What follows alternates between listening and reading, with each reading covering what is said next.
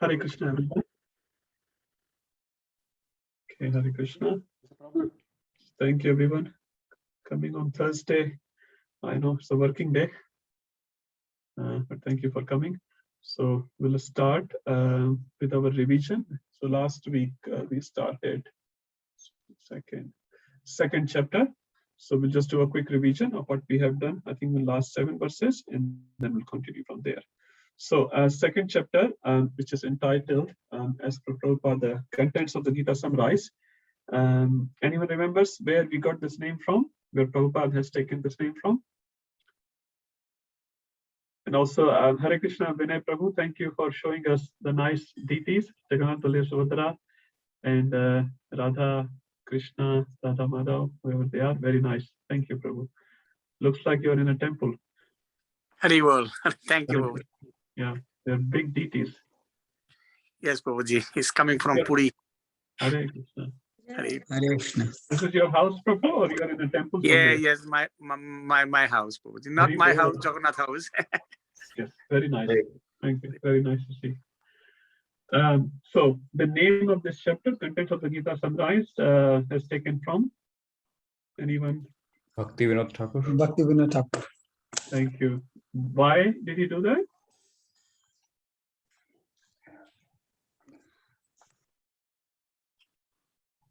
Mahavsu Prabhu, you're on mute. Sorry, Prabhu, I'm just trying to, because it has got contents of 3 yogas in that. It's been explained, and it's actually the main part where the subsequent chapters actually explain the main part of it. It's like a gist of most of the chapters in the following Bhagavad Gita. Title itself says contents of the Gita summarized. So all the Gita actually, in one sense, is given in this chapter. And that's how Nityananda Thakur took that name, and Prabhupada followed the similar naming convention. And what's the most popular Sanskrit name of this chapter? So that's the English name, Sanskrit name. Sankhya Yoga. Thank you, Prabhuji. Thank you. And how many verses this chapter has? Someone else can say? Just a side information. Prabhu? 72. 72, yes. Is it the longest chapter? in Bhagavad Gita? 72. No, Prabhu.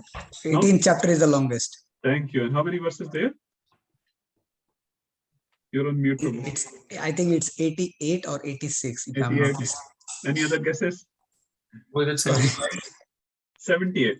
78? Yes. 18 is the longest chapter. It has 78 verses. Second is the second longest, which has 72 verses. And then we have 11, which is 55 verses.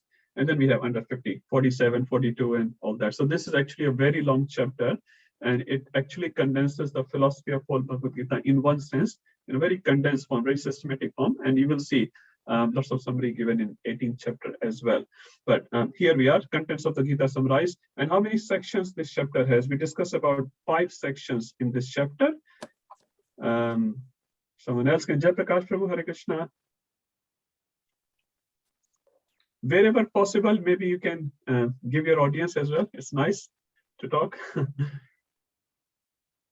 Hopefully next week we'll have face-to-face class, Krishna willing. This week we can still have online. So how many sections are there in this chapter? So Mandira Mataji, Hare Krishna. Hare Krishna, Prabhuji. I wasn't there in a last class, but you just said 5 sections. So Prabhuji, maybe 5 sections. Good catch, Mataji.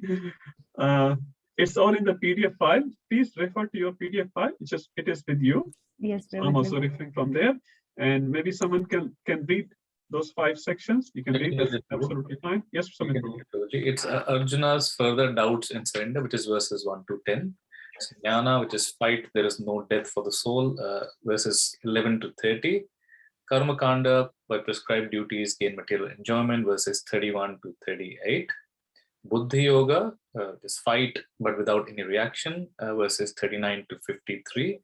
And Sthita Prajna, become fixed in transcendental consciousness, verses 54 to 72. Thank you so much. Now, let's pick up one section at a time. So first section is indecision of Arjuna. So what does this describe this section? Just in a nutshell, we should know this chapter. I'll repeat that again once we finish the chapter. So in the beginning of the chapter, it's good to know what this chapter is going to talk about. Then we talk in detail, and then we re-summarize the whole thing. So things stick in our mind. So first section, as Prabhuji named it, Arjuna's further doubts. So again, it has three different people speaking. The first section, who are the three people speaking? Sanjay, Arjun, and Krishna. So obviously, Arjun is the main one. He speaks around 5 verses, and 2, I think, by Krishna, and 3 by Sanjaya. So basically, Arjun is going to present his last argument. And what are his first 4 arguments? Pinaki Prabhu, would you like to say? First 4 arguments of Arjun, which has come already in chapter 1. Compassion, then loss of enjoyment, then there's fear of sinful reactions, and loss of family values and traditions. Thank you. So we have already covered that, and the fifth one will, indecision, will come here. Thank you. And the first section after that is who has not participated as yet. We have Daya Sindhu Prabhu. Hare Krishna. Hare Krishna Prabhuji. Hare Krishna Prabhu. Would you like to say a few words about the second section, which is 11 to 30, which you're going to cover today, if not whole, a part of it?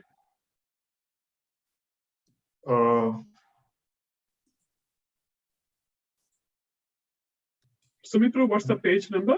Everyone can read the PDF absolutely fine. There's not a test or exam. We're just sort of getting a summary before we start the detail. 17, Prabhuji. Page number Page 7. 7. Yes. Page 17. So everyone's information, if you have the PDF file, you can open page 17. I don't have that PDF with me at the moment. I'm on a different computer today. Anyway, so page 17 describes this section. So this section basically talks about Sankhya. Sankhya means difference between body and soul. So all the verses here will be speaking about the difference between body and soul. And the next section, which is Karma Kanda, Divya Mataji is there. Hare Krishna. Hare Krishna, Prabhu. Sorry. Okay, so first I think Divya Arora Mataji. Just on the screen, I'm just following on the screen. Whoever is in that series, it's easy. So, Hare Krishna, Prabhu. I've just opened the PDF. Shall I just read it out? Or? your words if possible. Or you can read I'll online. read it out, Prabhu. Okay. As Guru Krishna rebukes Arjuna for his misplaced compassion, Krishna begins his instructions by describing the individual, eternal nature of the soul, contrasting it with the temporary nature of the body. Krishna describes the characteristics of the soul in detail. He then introduces additional points to further defeat Arjuna's first argument, whereby he appeals to the virtue of compassion. So this is fight. There is no death for the soul. Yes, this was the second section, which is 11 to 30. I was actually talking about the third section, which is. Oh, sorry, Prabhu. That's okay, Mataji, 31 to 38. That's okay. So 31 to 38, maybe Sonia Mataji can say a few words if she remembers. Sorry, Just talking. Prabhuji, I'm just in the listening mode today. Sorry, Prabhuji. I'm No actually, problem. Father is not feeling well, so I'm just trying to look That's after okay. him. That's all right. Sorry, Prabhuji. Hare That's Krishna, okay. Prabhuji. Yes. The third one is Karma Kanda, which is from verse 31 to 37. It defeats the enjoyment and sinful reactions, and there's an argument. Yeah. So basically, Krishna is telling Arjun, do your prescribed duties. Even if you die, you're talking about the enjoyment, you will go to Swargloka and you will enjoy there. You want enjoyment, you'll get enjoyment anyway. If you win, you'll get the enjoyment of the Prithviloka. If you get defeated, you die, you go to Swargloka and enjoy there. So in either way, it's better to do your prescribed duty and fight. Thank you, Divya Shakti Mataji. Now we have Ujjwal Rasa Mataji and Manohar Prabhu for section 4, which is the main section actually of this chapter, especially for devotees. And we look forward to that section, starts from 39 onwards, which talks about Buddhi Yoga. Haribol Prabhuji, for some reason I'm not able to open up the PDF, but I've got that the shortened version, so I'll just mention that. So the fourth part is Buddhi Yoga, which is also called as Nishkama Karma Yoga, and the verses are from 39 to 53. And in this, Krishna explains Buddhi Yoga, which is Nishkam Karma Yoga, wherein the one work, that is the karma is performed with knowledge, with jnana and thus detached from the fruits of his work. I don't have the other one. I'm not able to open it. So this is the section where Krishna actually is talking about working in Nishkam Karma Yoga. And we'll talk about it, which is Prabhupada's translated that as a Bhakti Yoga as well. Huh? So this almost similar thing, and where we talk in such a way where we don't get any reaction. And then the last section, where Arjun is talking about who is this person, what are the characteristics of that person, and then Krishna describes that from in the last 54th verse onwards. How does he sit? How does he behave? How does he walk around? We'll talk about all that. What does the question mean? And what's the answer Krishna is going to give? So these are the 5 sections of the second chapter. So last week we started the first section, which is Arjuna's further doubts. So let's go from 2.1 onwards, and we'll do a quick revision. So we know where we are at the moment. So I like to see the bigger picture and then the smaller picture, and then come down to the verse. Otherwise, sometimes we just know the verses, but we don't know where we are at actually. So it's important to know. Okay, so 2.1, we'll just read the translation and few points. Is Manohar Prabhu there, Mataji? Yes, Prabhu. One Hare minute. Krishna, Manohar Prabhu. Yes. Hare Krishna. Would you like to say a few words about 2.1? It's on the screen, Prabhu. Yeah, 1 second. No problem. Yeah, basically 2.1, I'll just give you a little bit summary. So 3 things have been explained here. One is the compassion, then the Arjuna, who is having a compassion in his heart now, and his eyes are full with tear, and he's lamenting as well. So they are the 3 things which are the highlights of this section, of this 2.1. Prabhu, would you like to read the Sanskrit words for this, if possible? A translation of the Sanskrit. So Kripya Vistam, that's the first one. Kripya means compassion. You can read the translation of Prabhupada. So Kripya Vistam, that's the first one. Second is Ashrupurna Kulekshanam. So Ikshanam refers to the eye. Ashru is coming from the eyes. His eyes are filled with tears. It's not 1 or 2 ansu. It's filled with tears. You can just visualize that image of Arjuna sitting on the Ratha. And the third is saying Vishidantam. Vishidantam, Vishad Karna, lamenting. So Arjun, which is lamenting, he has eyes filled with tears, and his heart is overwhelmed with compassion. That Arjun we are talking. Idam Vakyam, watch Madhusudana. So Madhusudan, Krishna is going to speak now. How many verses he will speak? Only 2 verses. Now, one more thing, when I say 2.1, I always like to relate it back to the previous verse. So what has happened in 146? The first chapter had 46 verses. What has happened in 146? We can come back. Vinay Prabhuji, Hare Krishna. Haribol Prabhuji. It's good to know the links together. So 146, what had happened? 146. Going back. Second. 146. Essential decision of Arjuna. It's Arjuna Sankirato Pastipavishat. Visajya Sasram Chapam, Soka Samvigra Manasaha. Manasaha, yeah. So Visajya Sasaram Chapam. Chapam is Dhanush. He has left his bow. He has sitting down. Shoka Samvigna, and he is Shoka and Samvigna. So in that situation, next verse comes, which is Sanjay is speaking, not Arjuna. So Sanjay is basically, you can imagine a cricket match is going on and someone outside giving the commentary. Sanjay is the person who is outside. So when Arjuna speaks or Krishna speaks, obviously, so you say Arjuna Vacha or Shri Bhagavan Vacha. And when they don't speak, so the third person, which is a commentary person like Sanjay, he describes what's happening. And sometimes that's why you see some repetition. So Sanjay in that sense is repeating, but he's describing what's happening in the battlefield right now. Okay, watch Madhusudana. Let's see what Madhusudan Krishna will say. Now, before we start this verse, this is the first verse in Bhagavad Gita where Krishna is speaking a full verse. In first chapter, how many verses Krishna spoke in first chapter? It was only 1 verse, but that was an action. 1 verse? 0. Correct? 0. So One- no full it verse, was- no full verse spoken, Prabhuji. It was not full verse, it was just only 1 word, but that was into action. Yes. It was in a pattern of action, not as instruction. Look at the Kurus. All he said, look at the Kurus. You're also Kuru, you're also Kuru. Look at the Kuru. So this is the first verse in that sense. And he will speak 2 verses. Let's do 2.2. Vinay Prabhu, would you like to say a few words about 2.2? Haribol. Hare Krishna Prabhuji. 2.2 is one second.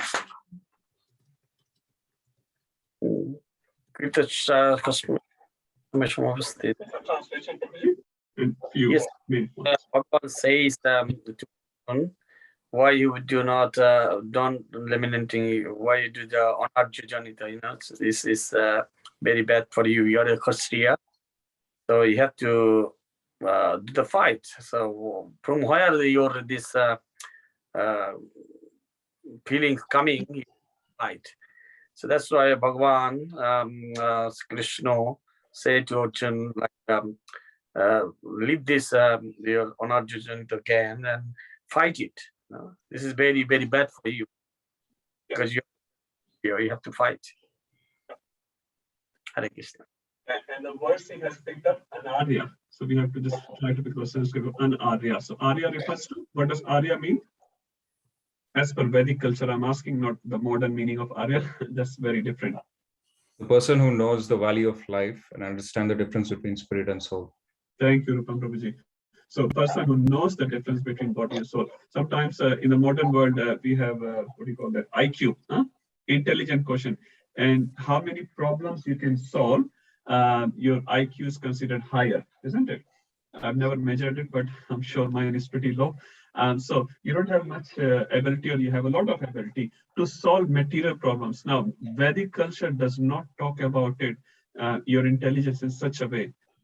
As per Vedic culture, the definition of intelligence, how much you understand the difference between body and soul and how much you apply in your life. That's the definition. The definition is not like how many problems you can solve, how many words you can memorize, how many shlokas you can memorize. That's just one aspect. The intelligence is also material. Man, buddhi, and ahankar. It says Brahmaji's body is made up of full intelligence, isn't it? So that's not necessary that it makes him a devotee. So if someone is very intelligent, it doesn't make him a devotee just by being very intelligent. Yeah, devotees can be intelligent as well. And there are so many. But the point here is the intelligence refers to Arya. Arya, the intelligence refers to how much difference you understand, internalize in your life about the body and soul, and how much work you do towards the soul, and how much work do you do towards the body. In the material world, we take it, the intelligent means you are very, very intelligent in terms of how many things you can memorize, how much clever you are in talking, how many things you can get it done by others. We call that as a definition, but that's not the point here. So Krishna is saying you will be an Arya. You're not understanding it correctly. And when you're not understanding correctly, Vishame Samapasan, and the hour of crisis. It is a normal game, you come out, that's all right. But this is a very, very important game. In the World Cup final, you're standing there and you have to perform something and you get into pressure. And you tell your captain, I can't bowl. You can't do those things. You are in pressure, but that's where you will be judged how well you are. So Anarya justam aswargyam, and that what it will lead to aswargya. It will not lead to the swargya. And akirti. Akirti refers to infamy. So you're very famous as a very great person coming from a great dynasty, and no one is relying on you to do these sort of actions. So people have reliance on you. You have a track record of doing the right thing all the time. So how can you do this at this Vishame Samapas? That's very important. The hour of crisis. It's a casual moment. You tell your brother, I'm not feeling like going out today. That's all right. But when there's a real need, then you have to perform. So this is important. Where does this impurities come from? And as I discussed last week, Prabhupada purport is giving very little information about these words. What Prabhupada is spending most of the verses, Shri Bhagavan Vacha. He's trying to prove in the very beginning of the Bhagavad Gita. Who is speaking now? Shri Bhagavan is speaking. And he has given very, very nice verses 1 to 11, 1, 3, 28, 5.1 from Brahma Samhita, etc. Worth reading these purport of Prabhupada. Very nice. Okay, let's move to the next one. Rupam Prabhu, you want to do 2.3? Yes, Prabhu. So I'll read the translation first. Yes, please. O son of Pratha, do not yield to this degrading importance. It does not become you. Give up such petty weakness of heart and arise, O chastiser of the enemy. So here Krishna continued pretty much chastising Arjuna that don't behave like a important person. Krishna uses the example that in the Agyatwas for 1 year, Krishna was Brianala. He was half man, half woman. And he was using that to hide his identity as per the terms of Agyatwas. So Krishna was rhetorically making kind of fun of him and saying that don't behave like a important person, get up and fight. Yeah. And the second word here, so there are two things Krishna is giving there. So one is Klandyam, which you explained. Yeah. The second is Shudram Hridaya Daurbalyam. Shudram is very pity, weakness of heart. Like you're a very strong person, just for a very little thing, you're not going to stake your big kingdom. Yeah? So Shudram Hridaya Daurbalyam, you're just having a pity, weaknesses of heart. You're supposed to be very strong because you are a Paramtapa. Paramtapa means you're the chastiser of enemy, and you have done it. You have done it so much so that you have even satisfied Lord Shiva in the battle. That's a pretty big thing. Arjun was not a normal person. He has satisfied Lord Shiva. So that sort of caliber he had. Now you're saying you're not going to fight because you are identifying these relatives with the body. So saying Shudram Hridaya Daurbalyam. Tekto. Tekto means give up. Uttistha, get up, rise, and because you are a Parantapa.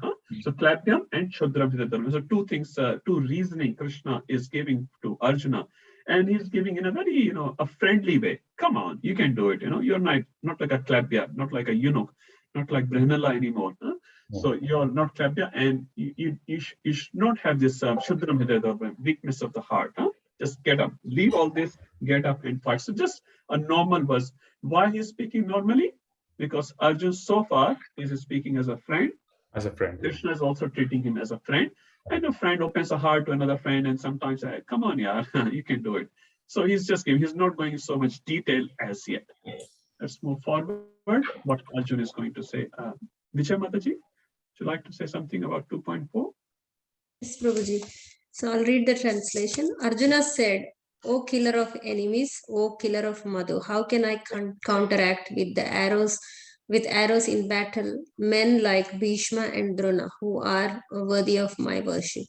So Arjuna is saying to Krishna that pointing it to his grandfather and his guru, who is Drona, and saying that they are worthy of my worship, and how can I fight with them? So he is relating them on the bodily platform, which is not befitting for a Kshatriya. So in the previous verse, when Krishna says that, Hridaya Daurbalyam, that's where it is kind of connects that, that reference to the body, not for the soul. Yep. And just to add on it, Krishna here, Arjuna is asking as Arisudana. There is a reference to Arisudana. Arisudana means a killer of the enemies. Now here Arjuna wants Krishna to kill the enemies. That's true. But then again in this, the Prabhupada actually explains that Arjuna is also questioning Krishna that why did you ever kill like your relatives, like your guru Sandipani Muni, or you would actually go against your great grandfather? So when you can't do it, then why are you asking me to do it? So that's one way of actually understanding this verse. Because you are Arisudan, you are killing enemies, and they are not enemies. That's what Arjuna is saying, right? You are Arisudan. So very, very nicely he's saying. So Ishubi Pratyotsami. So Ishubi with arrows. Pratyotsami means contract. How can I contract them with arrows? In the Vedic culture, we were speaking last time, we're not even supposed to contract our elders with words. Even if they say wrong, we're supposed to tolerate them, listen to them, and not verbally even answer back. So that's our culture. And Arjuna is obviously a great personality. So he's saying, how can I do that? Will you ever throw arrows on Sandipani Muni and Maharaj Ugrasen? You will not, basically. So how can I do that? Thank you, Prabhuji. 2.5, Mahasa Prabhu. 2.5, the translation is, it would be better to live in this world by begging than to live at the cost of the lives of great souls who are my teachers.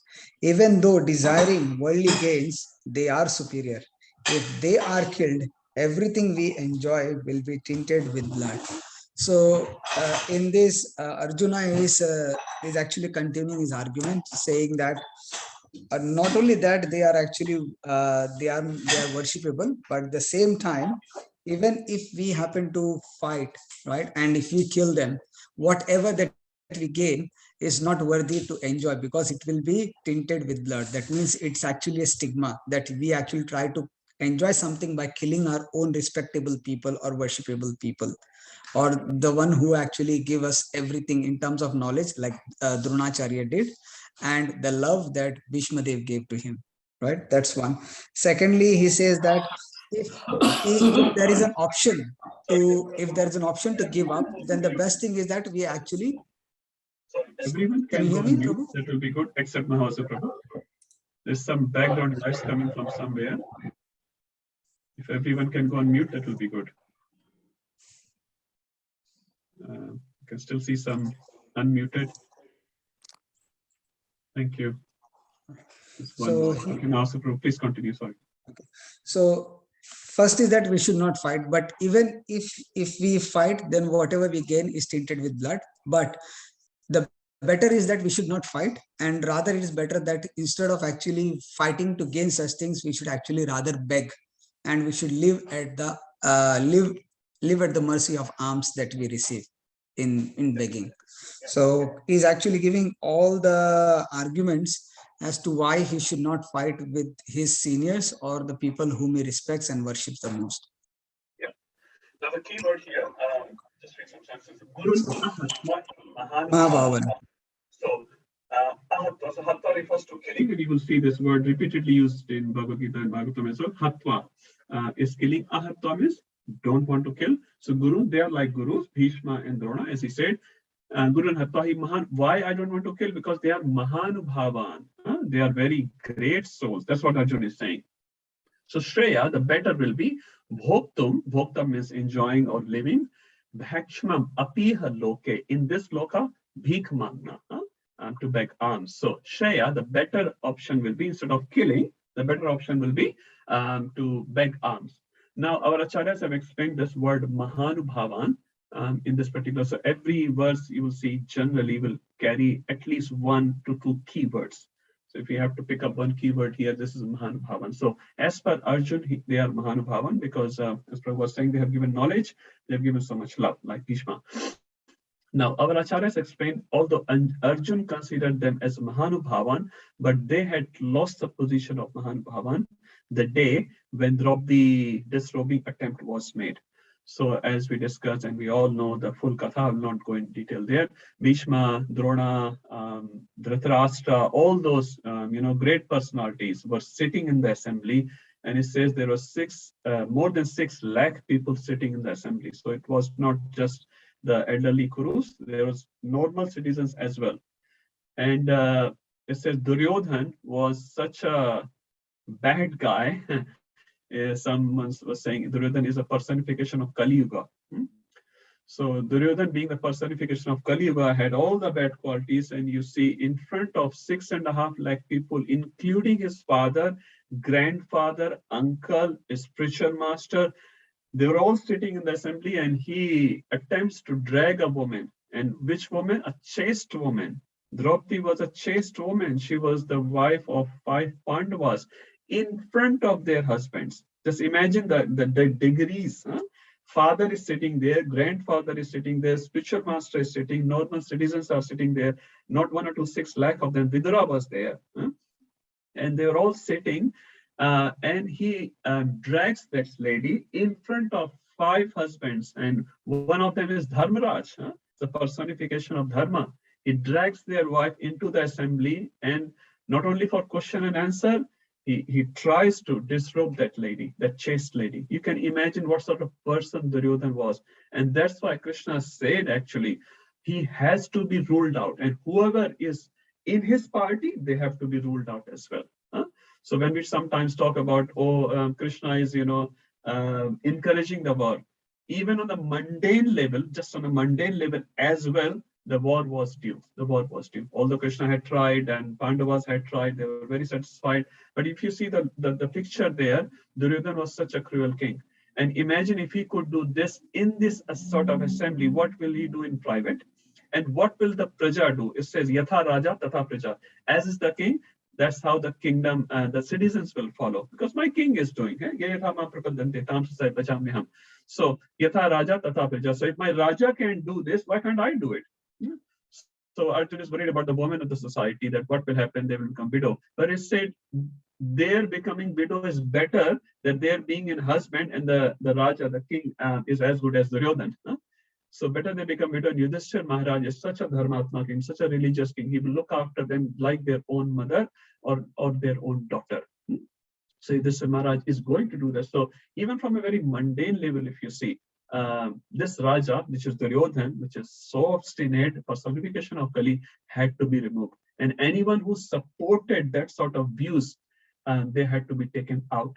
So I think last week Mahavasu Prabhu was asking the question, how it's the contradiction. So I'm just talking on a mundane level, and Krishna will obviously give more reasoning on a different level, but even on mundane level, he and his whole party was to be out. Now, Mahabharata also explains a few other points. I'll just say quickly before we go to the next one. So Bhishma Pitama, as we consider Bhishma as a Mahajan, he's a great devotee and no doubt about it. But Bhishma Pitama is also demonstrating why he was in the party of Duryodhan, because of multiple reasons. So one of the reasons is he has taken a vow, whoever will live in the kingdom, in the Raja, the king, I will support that. So one vow was there, but that's a very actually external understanding. Bhishma wanted to demonstrate, I would rather say, time wants to demonstrate. Time wanted to demonstrate that a person as strong as Bhishma had a Ichha Mrityu Vardhan. He will die whenever he likes. None of us even have this Ichha Corona Vardhan. Whenever we like, we'll have Corona. I heard yesterday, one of a senior devotee, he got Corona. Today I got another phone call, he has Corona. So many people, no one wants Corona, they get Corona. A simple example. And he had Ichha Mrityu Vardhan. Forget about these Coronas. He could win over even Parashuram. He's an incarnation of Krishna. He's in Dashavatar. He could win Parashuram, such a big personality. But the time was showing, the Kal was showing, even a person as big as Bhishma, if he supports the evil, he will be destroyed. He will be destroyed.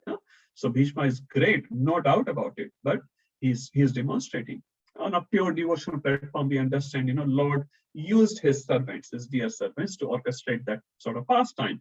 But we have to understand that on a different level. So as great as Bhishma will also be destroyed. So even if you look at this word Mahanubhavan, from a general perspective, you'll be able to realize actually they were not Mahanubhavan. And scriptures say, if someone is not acting as per their role, they should be taken out, and a worthy people should be sitting there. For the modern time, you see anyone who gets the chair, they love chair so much, unless someone shoots them, they don't come out. They will be shivering. You'll see some presidents and prime ministers, I don't want to name anyone, they're shivering. You can see on the videos, but they don't want to leave their kursi. They are so much attached to the kursi. Vedic culture and the kings were not like, they were Raj Rishis. They will leave. When the appropriate time will come, they will leave and they will go. After 50, even in Hindi, it says, obviously in Vedic culture, says after 50 you take Vanaprastha. What's the Sanskrit of 51? Rupam Prabhu?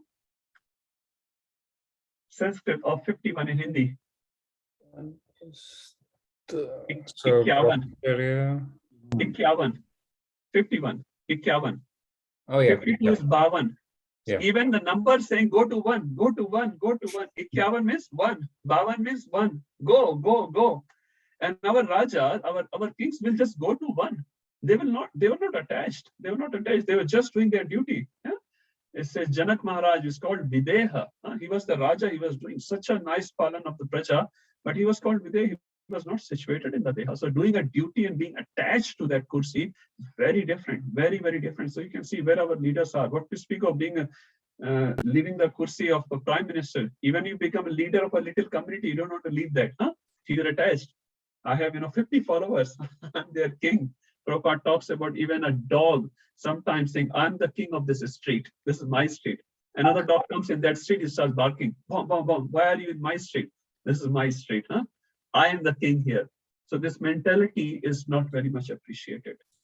So they were not Mahanubhavan actually. Arjun's view obviously as a devotee is great, but they were not Mahanubhavan and they had to be ruled out because they were supporting that evil person, Duryodhan, and the whole thing. And one of the greatest thing, even in the today's world, there's so much going on, but I don't think so. If a woman can be dragged in assembly like that, where 6.5 lakh people are sitting, very elderly people, even today, I don't think so. That's possible. And against the desire of the woman, if woman desires a different thing, this woman didn't desire. This woman actually apologized when she came. Draupadi came and she apologized with the elders. Sorry, I have come here in this situation. She was only wearing one cloth at that time. She was in periods, and she said, I'm very apologetic for coming in this situation, but I have been dragged in this assembly against my will. So please forgive me. First, she apologized to the elders. Draupadi is such a great lady. So this word Mahanubhavana, Acharyas explained that they were actually not Mahanubhavans, but Arjuna is thinking like that. So it's good to understand that. Okay, next one, 2.6. Divya Shakti Mataji. Mataji, you're on mute.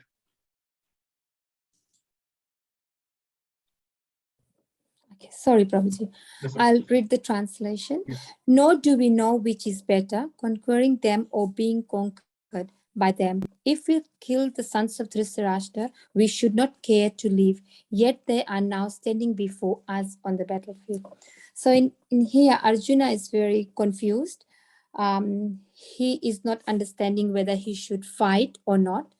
And even he says, if he's victorious, what will there be any use of living? So yeah. So he says, if I'm victorious after killing them, what is the use of my living? Yes, thank you, Mataji. So the first particular Katarano na Gariyo. Gariyo means Gariyas. This word is also used in Bhagavatam many times. Gariyas means Shrest. What is better? So na Katarano Gariyo. So I don't know what is better for me.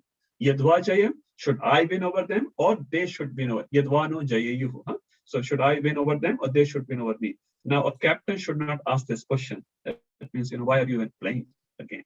He's a captain. He's like a king, and he's asking this question. That means he is indecisive. So 2.6 and 7, they are the verses. Just pointing out the verses. The section, obviously, 2.6 and 7 are the verses which shows the indecisiveness of Arjuna. And where's the response of 2.6 and 7? Anyone remembers? We have discussed that. So there's a response of each argument which Arjun has given. So this question, this point of Arjun is responded in which part of Bhagavad Gita? 1873. So 2.67 indecisiveness will be corrected in 1873, where he will say, Karishye Vachanam Tava. I'm situated in my position now. I understand the things, and Karishye Vachanam Tava. I have no more confusion. And what was the Tava Vachan? What is your Vachan? Fight. Tasmad Yudhishthira Bharata. So you get up and fight. That was Krishna's Vachan, right? So it says, Karishye Vachanam Tava. I will follow your words. So this 2.6 and 7 verses 1873. And 1.1 is answered in 1.1 is Dhritarashtra's question, which was done to Sanjaya, is 1878. So it's the very last one. So you'll see the threads are across. You can actually relate all the verses with each other in Bhagavad Gita. It is so beautifully done. I was listening some lecture today, some Bhagavatam lecture, and Prabhuji was saying there are around 700 to 800 commentaries on this Bhagavad Gita. There is no other book on which so many commentaries, valid or invalid, is a different thing. But I'm saying this book is so important, and it has commentaries even from Western philosophers. They quote this after the Hiroshima and Nagasaki. I forgot the name, to be honest, of Western philosopher, very popular. Actually, he quoted this verse from Bhagavad Gita, that how the destruction was made. I'm talking 1945, so somewhere there, after the America attack on Japan. So this Western philosopher was saying, Bhagavad Gita says, Kalosmi, I am the Kal. So this bomb has acted like Kal. And we see even the impacts, even today, they say, can be seen there of the post-action points of the nuclear bomb. So, so many people are quoting this particular book. Why it is so important, so relevant. People have recognized the value of this book throughout, not only in the Eastern culture, also in the Western culture. 700 to 800 commentaries on this particular book.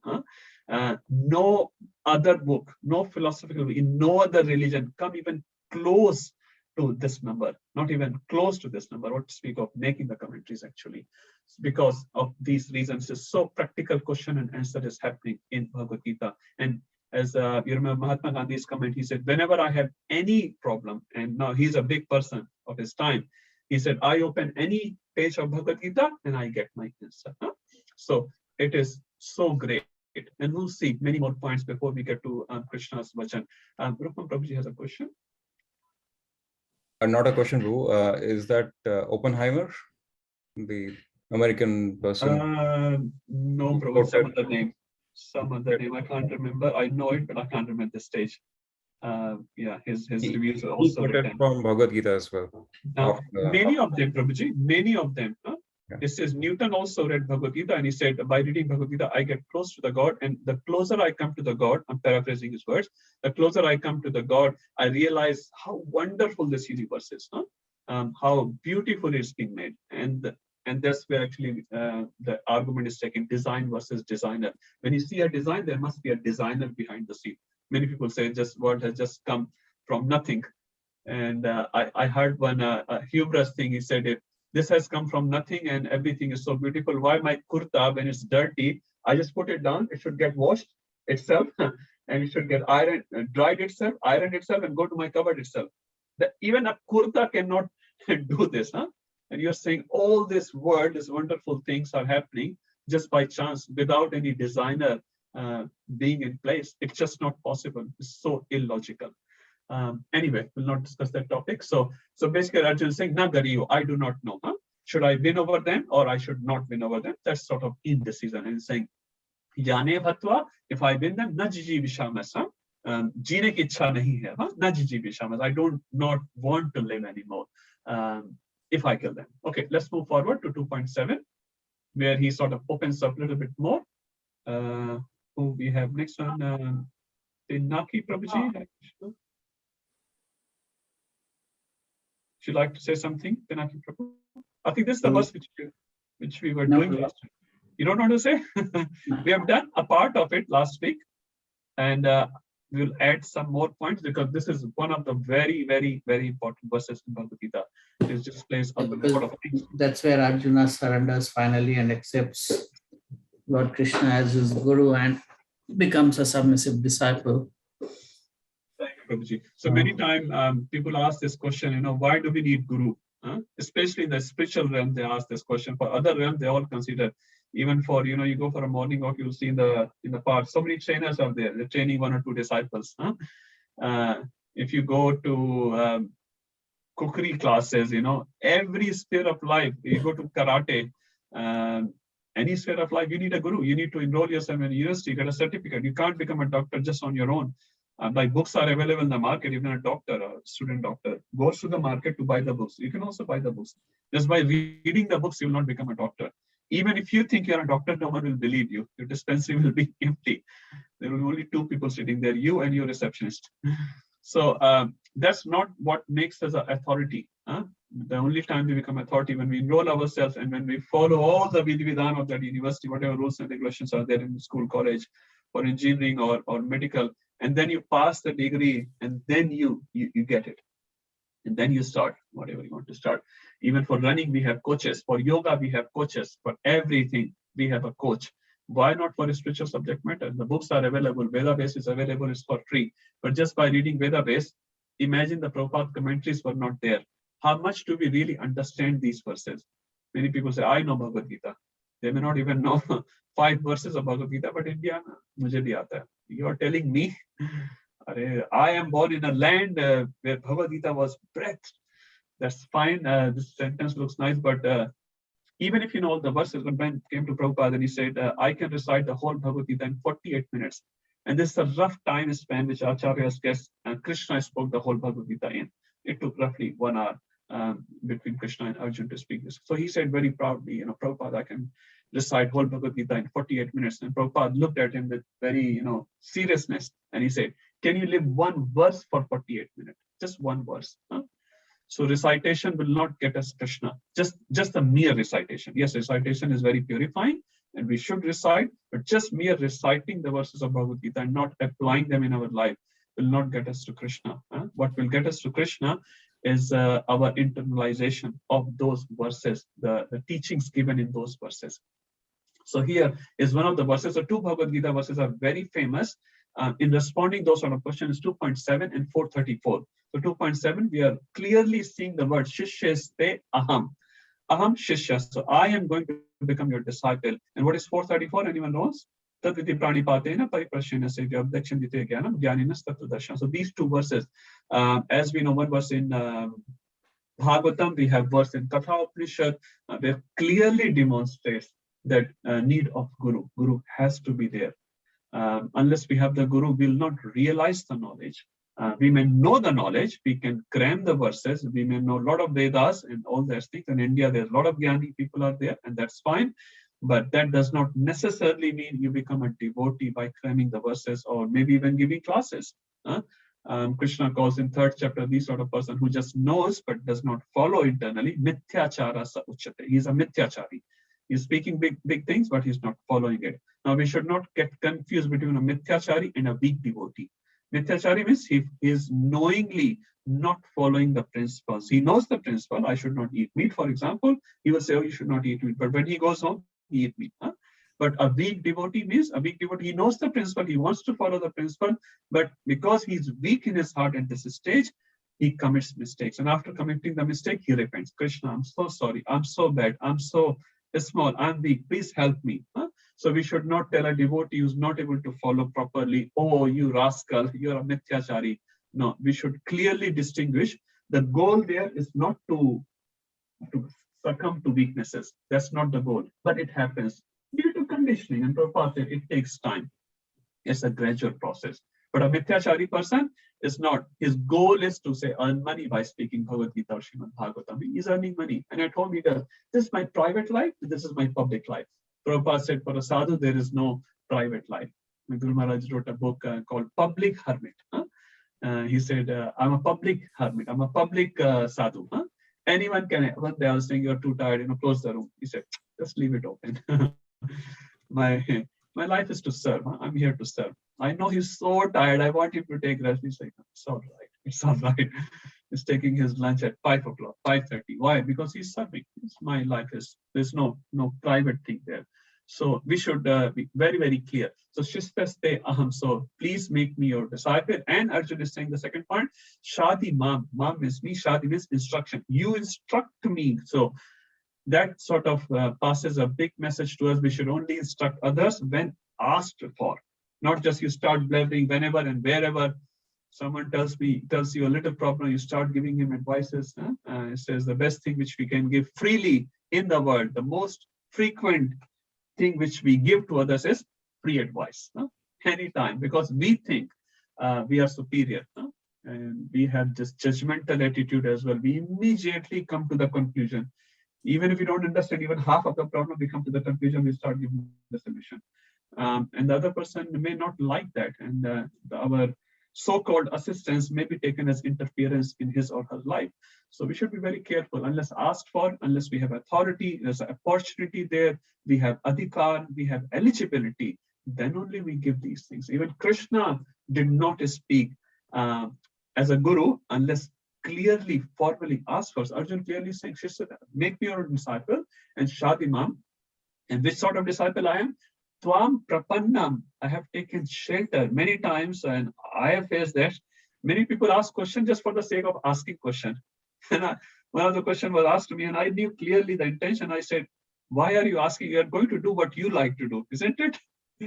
And this person actually laughed. I said, don't waste time, I said respectfully, obviously. But I know what you're going to do, but you are asking for the sake of asking. So can you please tell me what's in the Shastra for that? I'm like, but you're determined to do what you like to do. So why are we wasting time? So just don't waste time. So Tvam Prapannam, so the qualification for disciple is also given in this verse. You should surrender to the Guru. You should just not go for the sake of going to the Guru, because many times Guru may give instruction, you not follow. And that actually is a Guru Aparadh. So he said something. That's why many times the spiritual master does not give personal instruction. Many times you meet them, they'll say, how are you? And how's these things? And how's the weather? Like, he's a spiritual master. He knows the disciple is not in a situation to listen the instruction. So that's why they're very, very patient, they wait. So we should make ourselves eligible to receive the instruction. And many times when we receive the instruction, we should feel actually very fortunate to receive the instruction, because Guru just does not give the instruction to anyone and everyone, because he knows the level of your surrender. So many times, Guru Maharaj said something like that. Guru Maharaj said something like that. That means he wants you to do something and he is behind you. You just have to, do the task. He knows your eligibility. So Prabhupada also said, when his Guru Maharaj gave his instruction, go to the West and preach. He knew the eligibility of Prabhupada. He obviously, they know everything. So when we receive the instruction, we should not take it, oh, mujhe kyun bola? Why did he say to me? Why not to my God brother? No, he has said to you, you're very fortunate, very, very fortunate. Because he has seen your surrender. And the more surrendered we are, the Guru will give that sort of instruction. Guru Maharaj is giving a normal thing while he was eating prasadam. He was saying, not everyone will receive the instruction, not everyone. So there's a generic instruction, there's a specific instruction. Sometimes only Guru gives a specific instruction. So you should feel actually fortunate, and that comes from prapanna. When we are surrendered, then those instructions will come. Otherwise, Guru will just treat you like, no, Hare Krishna, how are you? How's your family? How's your dog? How's your business or job? And blah, blah, blah. And here we go. So, and we have to work hard. Yeah, Guru Maharaj said, you have to work hard to get the attraction of your spiritual master. Yes, that's what he said. While eating, he said, you have to work hard to get the attraction of your spiritual master. And that you have to do. Not Guru will choose, oh, which disciple? No. Disciple have to come forward. And when they do specific seva, some nice seva, then Guru says, okay, can you do this task? And you should feel extremely fortunate.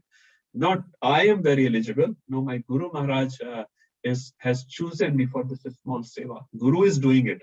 When we do any seva, actually Guru does the seva, but he makes us a nimitta. So very nice verse. And one more point which Prabhupada makes, maybe last time we didn't have time. So karparne dosha, we're talking about this krapan sabha. What is krapan? So Prabhupada writes, we should, Prabhupada writes two words there, krapan and brahman. So Arjun is saying, I'm karpan. So what does krapan mean? As Prabhupada writes here, I'll just read Prabhupada. It says, krapana or miserly persons waste their time in being overly affectionate for the family, society, country, etc. in the material conception of life. One is often attached to family life, namely to wife, children, and other members on the basis of skin disease. One time Prabhupada actually used this word in one conversation. And he said to his disciple, he said, I love you, but I don't skin love you. That means I just don't want to save your skin or the body. I want to save your soul. And Prabhupada writes here, on the basis of skin disease. Why I love my family? Skin disease, because they're my son, my daughter, my parents, my husband, my wife. On the basis of you look after your son. Why? This is my son. So obviously you should look after your son or daughter or your parents, but that should not be the only criteria. The criteria should be the relation to Krishna first, and then the secondary relationship obviously should be maintained. But first relationship is Krishna's house, is Krishna's parent, I'm Krishna's property, and everything so-called under my possession is also Krishna's. When you have that strong vision, then actually you can look after that very well. Many times, a company has given you car that you look after better than your personal car. Bhai, mera car nahi hai na, dusre ka car hai. It's someone else's car. I have to look after the car properly. If I make scratches on that car, company will not give me promotion. It may even sack me of the job because I'm not treating the property of the company very properly. So Prabhupada says, Krapana is a person who is very miserly. He is always attached to his family, his nation, his community. But who is a Brahman? Who is a Brahman? Brahma Janati iti Brahman. One who knows the Brahman. Brahma here refers to Krishna or Bhagavan. Brahma also have three categories, but Brahma refers to Krishna. So one who knows Krishna in the relationship to Krishna, he is a Brahman. So basically saying, don't become a Krapana. Krapana, don't be just so much attached to the bodily concept of life. Become a Brahman. It's all related to Krishna. So Prabhupada mentions that Krapana and Brahmana and Prachamitam. And Arjuna again saying, twice he's saying, Prachamitam, I'm asking you. Why? Because dharma sammudha chetaha. With the matter of my duty, the matter of my dharma, what's my prescribed duty here? I'm sammudha cheta. My consciousness is sammudha, is illusion, is bewildered. So I'm asking, prachamitam yat shreyaha. So what is my Shreya? Previously, Arjuna said, what's the Shreya? Bhakshnam api he loke. Remember the word Shreya is used there as well. So previously he said, actually my Shreya is to beg alms, but he's saying, oh, actually, I don't know what my Shreya is. That also shows the surrender of Krishna, surrender of Arjuna. So when the surrender is there, he's genuinely asking a question, he's making Krishna as his guru, then the guru, Krishna here, will respond nicely. So if you want to grab the center of attraction of your guru for your own development, my Guru Maharaj, I really want to do something for you for this moment, for my upliftment. I've come here only for one business. How can I go back to Godhead? Then Guru will actually instruct us. So this verse actually is very, very powerful verse. It gives so many things. We can actually speak whole 1 hour on this particular verse. We don't have that much time. I saw one hand of Priya Mataji, I guess, earlier. Hare Krishna, Priya Mataji, would you like to add something or ask? Oh, I just actually, yeah, I just personally really like this verse as well because it's really trying to kind of make us understand as well how important it is that we surrender to our spiritual master, and you know, to guide us, and so then ultimately we can go back to God. So he is the medium, so we need to really be, you know, in that surrendering mood. So now that Arjuna is now not really asking questions as a friend, but more the guru-disciple relationship has started now. So just wanted to add that. Thank you, Mataji. Very nice. And this verse actually teaches us so many things. So please read the whole purport. If you have not read as yet, you can read again. It's very, very nice. Prabhupada has put very, very nice points in that. Okay, let's move to the next verse. So I deliberately spent some more time on this verse because last time we could not finish it. And this is that verse where we should spend some extra time. Okay, 2.8. Who will read that? I'll give a volunteer role first. Diva Shakti Mataji, yours looks like you're ready. Okay. Nahi prapasyami mama panuyat. Nahi prapasyami mama punyadhyat. Yachokam uchosanam indriyanam. Yachokam uchoshanam indriyanam. Avapya bhumav asapat nar mritdham. Avapya bhumavas asapatnavratham. Rajyam suranam api chadipadyam patyam. Rajyam suranam api chadipadyam. I can find no means to drive away this grief, which is drying up my senses. I will not be able to dispel it even if I win a prosperous, unrevived kingdom on earth with sovereignty like a demigod in heaven. So he's basically sharing his heart in a deeper level here. Nahi prapashyami. Prapashyami means pashyami. Prapashyami means I do not see. Pashyami refers to the see. Nahi prapashyami. I do not see. Mama apapnudyat can drive away. So this cannot drive away. What cannot drive away? Even if I get avape bhuma bhavas asapatnam radham. So it's a difficult word here. So asapatnam, as Prabhupada writes, without rivalry. So even if I get bhuma refers to the earthly kingdom, which is asapatnam. Asapatnam without rivalry refers to there's no competition, there's no enemy attack. Many times you see the smaller kingdoms are always prone to get attacked by bigger kingdoms, like we see Russia and Ukraine. I'm not sure what's happening at this stage. I have no idea, but hope the war is over now. So anyway, not over yet. Rupam Prabhu is saying no. Wow, good. I'm not watching the news, not wasting time. So it says many times the attacks are there, isn't it? Even in India, we know so many attacks happened. The British came, Mughals came, Afghanis came, and so many other people came to attack. So there's constant fear in the king's mind of these attacks, and he has to prepare. I was hearing some lecture. It says some comparison was getting done in India, how much they spend on this defense system. US spends actually 10 times more than India, whatever the per capita expense of defenses. So US spends so much, they are so much worried about their boundaries. No one should enter, and I should spend, I don't know, 500 billion or trillion US dollars every year just on the defense system. So they're constantly in fear because someone might attack. So that's why Arjuna is saying, even if I get a kingdom, all the Bhuma kingdom, all the earthly kingdom, without any rivalry, Asapatnam.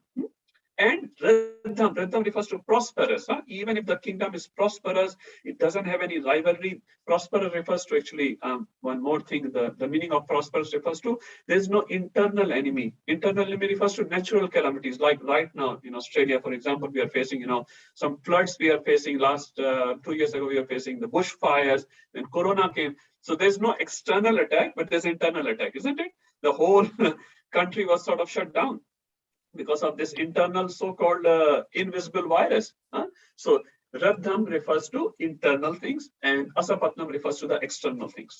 So even Arjuna is saying, even if I get a kingdom which doesn't have any external or internal problems, which is imaginary situation, you imagine you being a king where there's nothing to do basically. Internally everything is fine, externally there's no attack.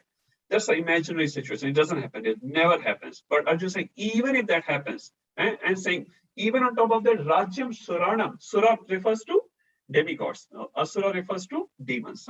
So Surana, even if I get the Rajya of Sura, Sura refers to heavenly. Even if I get heavenly kingdom, what to speak of the earthly kingdom, even then, yet Shokam Uchhoshanam Indriyanam, to that Shoka which is presently in my heart, which is drying up my senses. Indriyanam refers to senses. Uchhosham refers to drying up. So currently the shoka which I have is drying up my senses. That's why you see Arjuna is crying and he's just sitting. His body is just low blood pressure, you can say. He's just not even able to stand there anymore. You do sometimes, that's what I experience, that sometimes you get up, actually you feel like dizzy, isn't it? It's happening to me. I'm getting old, I'm sure. Some others are getting old as well. So, and what you have to do, just sit down, look for a chair, baithna kahan hai. So before you fall, and that the second fall will not be a Dandvat Pranam. Anyway, so sometimes it happens, you are in so much shoka, you just fall down. You see a lady hearing a bad news about the son or the husband. She sometimes become unconscious. Kunti became unconscious in the Ganga when Yudhishthira Maharaj was doing Tarpan, and she said, Karna was your brother, give Tarpan to give Jal to Karna as well. And Kunti fell down. So sometimes the shoka overwhelms the person, and body has a system where he just shuts down the body. Sometimes a big accident comes and body system shuts it down. It's good, because what happens, you are not able to tolerate that much pain. You're behosh, you're unconscious. So Arjuna is saying that sort of shoka I have in my heart. So even if I get external things like a Radham Rajya of Prithviloka, which has no rivalry, no competition, even if I get the kingdom of demigods, but this is not going to drive away my shoka, which I have in the heart. So that also actually shows one thing. Many times we are trying to gather so many external possessions, but it says external possessions cannot replace our internal emotions. So internal emotions are weak. We are weak inside. We are looking for some friends. We are looking for some company. And then we get a dog, for example. Vijay Mata, you was telling that day. Even lady can't get the even dog. So you want a company of you can't get company of a man or woman or a child. You get a dog. That company also you can't get. Now, even imagine you are starving a lot, and someone offers you a garland. Will that drive away your starving thing? You need some food, you need some prashadam. So sometimes your internal emptiness cannot be driven away by external possessions. And this world is forgetting this point. The whole world is after money. How much possessions I can gather? Ghar mein kitna furniture hai? How big TV I have? How big car I have?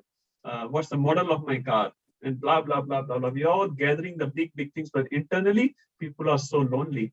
It says loneliness is one of the diseases, actually. So many people are committing suicide, so much Violence is happening because of this loneliness. External positions, we have a lot more than our ancestors, but internal emotions, we are so weak. We are so weak. And Arjuna is saying that. So external positions is not going to drive away my shoka. So Krishna, please help. Okay, there's a hand. Unshal Mataji or Manohar Prabhu. Haribol Prabhuji, just clarifying this Asapatnam and Riddham. So could you please clarify which is external you mentioned and which is internal? Asapatnam refers to without rivalry. Rivalry is obviously outside. So we are constantly worried about who's going to defeat me. Or Riddham is prosperous. Prosperous means, we say, no? Samradha Rajya. In Hindi, there's a word, Samradha. Samradha means very hara bhara. All the grains are coming, the rains are coming on time, the thieves are not there in the kingdom. That's called Samradha, prosperous. Prabhupada translates Riddham as prosperous. Samradha or Radha. Radha is the word, Samradha means Samyak Radha, completely prosperous. And we desire for that, but it never happens. There's always some problem or other. Otherwise, kings will be just sitting, they will have nothing to do. But they're constantly busy. At least they show they are busy. So Arjuna is saying, even if I get that sort of kingdom, that's not going to drive away my shoka. Next one. Prabhupada again gives a wonderful purport here. Very nice quotations. Move to the next one. 2.9. So Arjuna stops here. So he has surrendered to Krishna. And he is asking Krishna, you are my guru, I'm your shishya, I'm surrendered to you, please give me instruction. And then he sort of shuts down, he has finished, and he's saying, this sort of winning is not going to give me any happiness. So he just shuts down. Now, again, the commentator takes in his hand, let's see what the commentators say. Jai Prakash Prabhu is ready to read the verse. 2.9.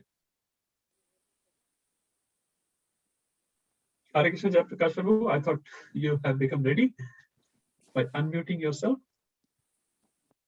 Maybe it was an accident. Okay, Sumit Prabhu, go for it. Sanjaya Uvacha. Sanjaya Uvacha.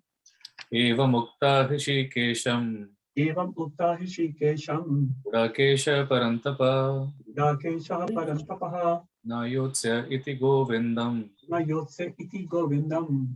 Utvatushnim Babhuvaha. Utvatushnim Babhuvaha. Translation. Sanjaya said, having spoken thus, Arjuna, chastiser of enemies, told Krishna, Govinda, I shall not fight, and fell silent. So na yotsya. So yotsya refers to run, battle, fight. Na yotsya iti Govindam. Whom does he spoke to? Govinda. So na yotsya. So our acharyas make commentary on this na yotsya. Dhritarashtra became very happy. Wow, maza aa gaya. There's no fight. Arjun has put down, like, mundane example. If Sachin is out, the whole team is happy. The major person is out. Others, we can just treat them, no problem. But the main person is out. But acharyas respond to that. Iti Govindam. Whom he is speaking to? Govinda. And what does Govinda mean? One who gives joy to the senses. Govinda. So go is senses and Vinda is joy. One who gives joy to the senses. And how is the senses of Indriyanam? Uchhoshanam Indriyanam. So in the previous verse, I just said, my Indriyas are drying up because of shoka. But to that Arjun, what this personality will do? Govinda will give delight to his senses. And look at the first line, very nice. Evam Uktva. So after Uktva means speaking, Evam speaking like that. Hishikesham, to whom he spoke? To Hishikesha. See, the words here is beautiful. So Krishna is mentioned by two words, Hishikesha and Govinda. Arjun is mentioned by two words, Gudakesha and Parandapa. And all they have very significant meaning. So Hishikesha. Hishikesha means, who will say? Simple one. Hishikesha. Divashakti Mataji. Controller of senses. The controller, the master of our senses. So Hishikesha. And what is Arjuna? Gudakesha. They're both Ishas. They're both controllers. One is the master of the senses. One is the master of the sleep. And what does sleep, meaning of sleep is here? So sleep is one is a natural, literal sleep. And Ignorance. Ignorance. Thank you. So although Arjuna is a master of sleep, that sleep, a literal sleep, but he is not the master of the ignorance. And he's being ignorant here. But he is speaking with Hishikesha, isn't it? Where you are weak, you speak to a very big person, a big authority in that particular field. he will be able to resolve your problem. And not only he is Hishikesha, he's also Govinda. So not only he's going to control the senses of Arjuna, which has gone uncontrolled, not only that, controlling the car is one thing and driving it smoothly is another thing, isn't it? When the brake fails or something happens. So control. So controlling is like coming from negative to the zero and going to the positive axis is desired. Sometimes you are having pain in your stomach. So not only you want to remove the pain, but you want to feel healthy. Many times, you take antibiotics, the first 3 days is like you are just coming from minus to zero. The bacteria are gone, but you're not still healthy. So to regain the health, you have to spend another 3 days or something. So one is to come from minus to zero and then from zero to go to positive. So he is speaking with Hishikesha, which is the master of the senses. So he will speak with Hishikesha and then he will give, that Hishikesh will give Govinda, will give joy to the senses. So this last delightment was very short-lived, very, very short-lived. So now you're sitting on, so he has put his bow and arrow down, but it's only very short-lived. Govinda is there, Hishikesh is there. Tushrim Babuvaha. So Tushrim, he became silent. So now we see the full picture of Arjuna. Arjuna's argument we have seen and how he is sitting, why is he sitting. Now, next verse we'll see. One more verse by Sanjaya. Okay, who's next? Rupam Prabhuji, you want to read? I can improve. Okay. Tam vacha Rishikesha. Tam uvacha Rishikesha. Prahasan iva Bharata. Prahasan iva Bharata. Tenyor ubyor madhe. Tenyor ubayor madhe. Vishidantam idam vacha. Vishidantam idam vacha. Translation. O descendant of Bharata, at that time Krishna, smiling in the midst of both the armies, spoke the following words to the grief-stricken Arjuna. Yeah, thank you, Prabhuji. So Tamuvacha Rishikesha. So to whom he has spoken? Rishikesha. So repeat from the past, right? Which because Rishikesha is bad, he will take the situation under his control. Now the situation has got out of control, but because the able personality is there, Krishna is there, Tamuvacha Rishikesha, and that Rishikesha, so his bodily features are also explained by Vyasadeva. Prahasanna iva Bharata. So Bharat obviously refers to Dhritarashtra. Dhritarashtra, because Sanjay is speaking to Dhritarashtra, hey Bharat is also Bharat, Arjuna is also Bharat. So Hishikesh, what's the situation of Hishikesh? Sometimes you speak your heart to your friend, and if you are grief-stricken, your friend also becomes grief-stricken, isn't it? Then how is going to support you? You go to some big personality, and by listening your grief, he also becomes grief-stricken. But Krishna is not like that. After listening to all the lamentation of Arjuna, what's the Krishna situation? Prahasanna. So Prahasan, Prabhupada translates smiling. Krishna is actually smiling. Krishna is not grief-stricken. It's all right. And sometimes actually it was, if your friend is in very dilemma situation and he says something, he says, "Arey yaar, it's all right." When you laugh at it, it means you can control the problem. Actually, this gives a boost to your friend or to the person who has come to you. So Krishna is sort of present of Bharat, but Krishna is not laughing. Suppose a person is crying because Ashrapurna Kulakshana, isn't it? Arjuna is crying. If someone is crying and sharing your heart and you start laughing, ha ha ha ha, what this person will feel about you? It's a crazy person. I'm gone to the wrong person, isn't it? I am having so much problem and he's laughing at me. So Krishna is not laughing. See that each word chosen is very, very significant, and you cannot replace that word with another word. So Krishna is not even smiling. He says, Prahasanna iva. Iva is like as if he's smiling. He's not even smiling like big smile. No, as if he's smiling. So Krishna is totally with Arjuna. He's boosting Arjuna and he's able to control the situation. And now he doesn't say to Arjuna, "Chalo ghar chal ke problem solve karenge." Let's go home and we'll solve our problem. Say the Yorubiyar Mante. Wherever the question was asked, he will respond right there. Say the Yorubiyar Mante. And what is the Arjuna situation still now? Vishidantam. He is still lamenting. Vishidantam idam vacha. This is the words he is going to speak. So see, very clear situation. Krishna is fully in control of the situation. He's sort of smiling, not laughing, is not smiling, sort of smiling and going to instruct Arjuna now. Now we'll start a series of verses spoken by Krishna, beautiful verses.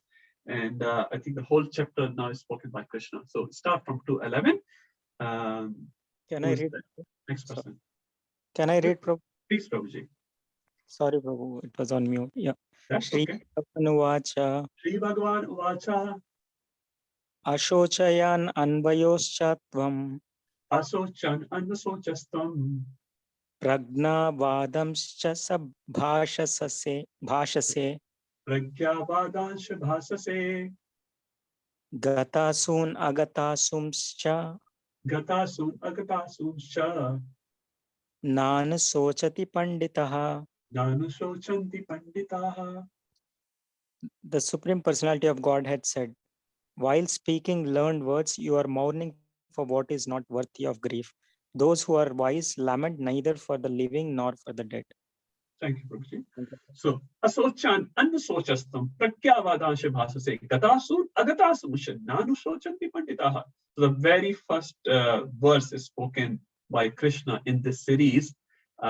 He's sort of again chastising Arjuna, saying, you're not a Pandit, you're showing you're a Pandit. Pragya Vadansh. So Pragya means very learned. Huh? So you are showing. Because Arjuna was saying, Iti Shushruma, I have heard this. Narake Niyatam Vaso will reside in Naraka. You know, he's talking all the big words. Now, what he said at one level was correct as well. But now he is talking on a different level here. He's saying, Pragya Vadansh Bhasa se, you are Bhasha se means speaking, you are Pragya Vadansh. Bada uncha bolta hai. You are speaking very learned words, but you're not very learned. Why? Nan Sochandi Pandita, the Pandit, the real Pandit. Again, here the definition of Pandit actually is given. What's the definition of Pandit? Asochan Anusochastam, Pragya Vadansh Bhasha, Gatasun Agatasun Shas. What is the definition of Pandit? Gatasun Agatasun. So Prabhupada writes, Asun refers to the life air.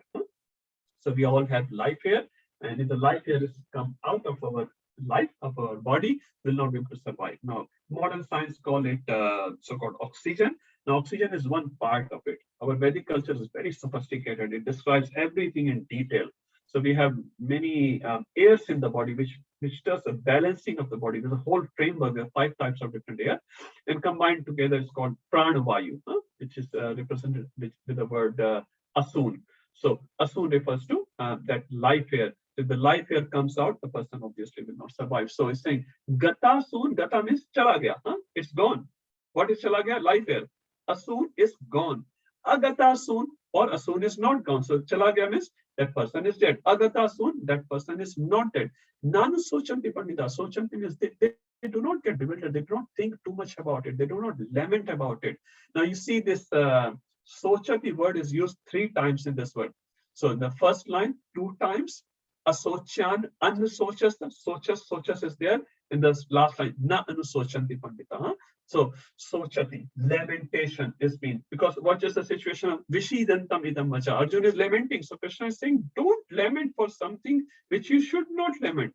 You are a big crorepati, you are a big millionaire, and your boy is crying for a balloon, because balloon popped up. So, come on, it's just a balloon, you know. I'll buy you another 100 balloons or something. Your boy is crying and crying like. Asochan ansochastam. Why are you lamenting for something which is not worth lamenting? Pragyavana. And although you are speaking like a big learned person, gatasu nagatasu nanu sochanti. So basically, Krishna is saying you should not lament on the destruction of the body. And then Krishna will start the whole series of verses. Will say why you should not lament on these bodies. Let's go to the next one. 2.12. Before we read 2.12, okay, let's read and I'll say something, the context of 2.12, and then we will get inside 2.12. Yes, Prabhuji. No, can I read, Prabhu? Yes, please. Yeah. Natve vaham jatunasham. Natve vaham jatunasam. Natvam neme janatipa. Natvam neme janatipaha. Nachaiva na bhavishyamaha. Nachaiva na bhavishyamaha. Sarve vayam atah param. Sarve vayam atah param. Okay, translation. Never was there a time when I did not exist, nor you, nor all these kings, nor in the future shall any of us cease to be. Yeah. So let's connect the previous verse, 2.11. So 2.11, Krishna did not talk about any philosophy. What did he say? Actually, just said a very light thing. You should not lament on something which is not worthy of lamentation. You know, bade aadmi ho, kuch bade nuksan pe raho. So yeah, again, big person here is not a person who is very wealthy. Here we understand the wealth of spirituality, wealth of Arya, wealth of understanding between the difference of soul and the body. Huh? So he's saying, why are you lamenting on something which is not worth lamenting? And then he talks about a principle here, the principle of the eternality of the individuality. Huh? So every individual is eternal. So this verse is one of the most important verses in Bhagavad Gita, which you can counteract the Mayavadi philosophy on. Now, Mayavadi philosophers doesn't have much explanation on this one. There are many verses in Bhagavad Gita. This is one of the very important verses. You will see in many Mayavadi bhashya, if you have to cut it, people quote this verse from Bhagavad Gita. And we'll see more of them later. So, na tvevaham jatu nasam, natam nime janadipa, na chaivana bhashyama sarve vayam atah param. So, na tvevaham. So, tu refers to but, na refers to never. I'm just reading from part translation here. Aham refers to I, as you all understand. So, first Krishna says, there was never a time where I, aham, did not exist. Huh? And there was never a time where you did not exist. So, na tveva aham, certainly. So, Eva refers to certainly, Tva refers to tu, you, and I refers to Krishna, obviously. Ja refers to Janma, existence. So, na tvevaham jatu nasam. And not only it applies to you and me, na tam neme janadipaha. So, jan adipa, adipati, there's a word in Sanskrit, adipati refers to the daksha or the king, the leader. So, Jan Adipa refers to the king. So, Janadipa word refers to the king. Ime refers to all these kings present here. So, not only you and me, never there was a time when we did not exist. Even these kings always existed. So, now, okay, in the past, but what about Bhavishya? Na chaivana bhavishyama. Even in the Bhavishya, even in the future, they will continue to exist. Sarve vayam atah param. Sarve refers to all of us. Vayam refers to us. So, all of us in the past existed always, and in the future they will also exist.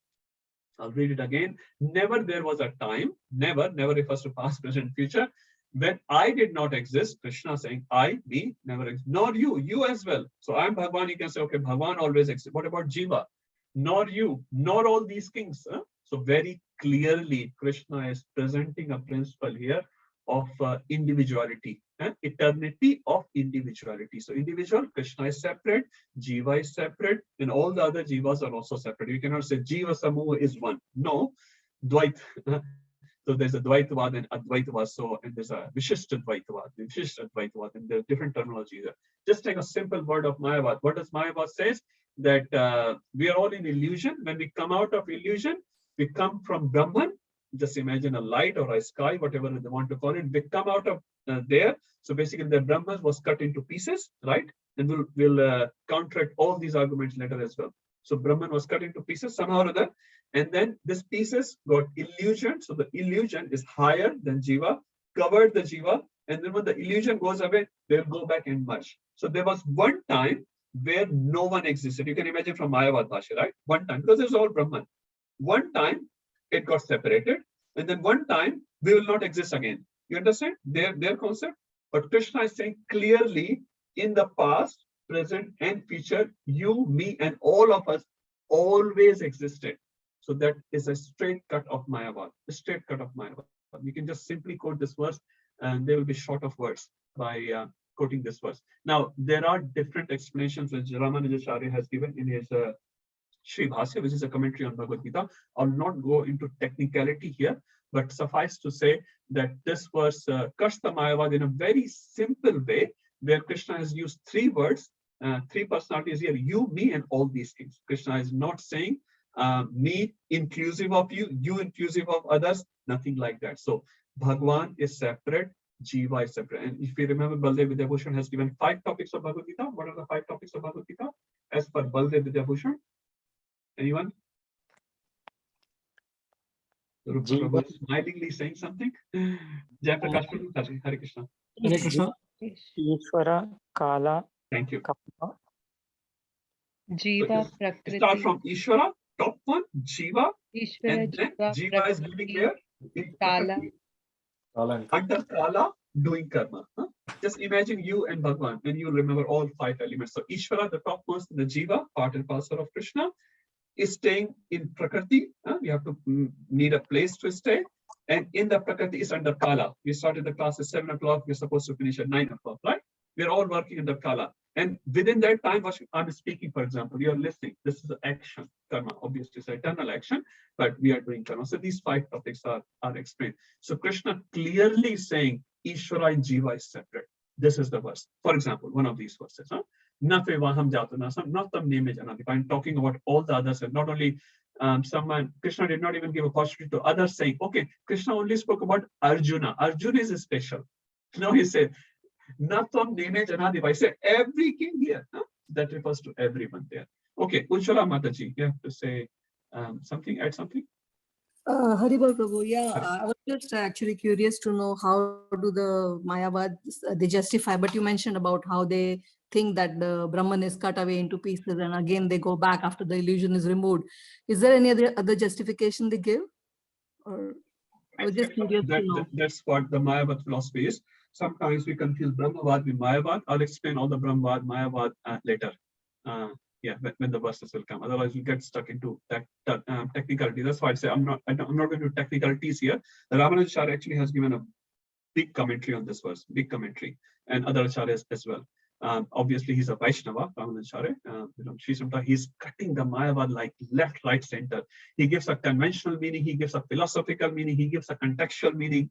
There's so many meanings. He's just trying to present this philosophy. What is Krishna saying? Just get as it is. And that's what Prabhupada said. Just get Krishna's word as it is. It's very simple, actually. Even if you know little Sanskrit, there are 3 persons mentioned in this verse, right? There's no need for any other word generally here. Krishna is saying you were present before, you are present now, and you will be present in future as well. All will change is the bodies. Obviously, Krishna's body doesn't change, but our bodies will change. And we will be present. Now, what will be present in past, present, future? That Krishna is going to describe in the next verse. So see, very nicely Krishna is moving forward. So first, he chastised Arjuna. He did not give philosophy. He says, what are you lamenting about? You should not lament. What you should not lament about? We are individuals. We always are present. And then he says, who is that person who is present all the time? So next person is talking about the eternality of that spirituality of that individual. So this is the verse for the eternity of the individuality, and the next verse 213 will present the eternity of that individual's spiritual nature. What is that? We'll read in 213.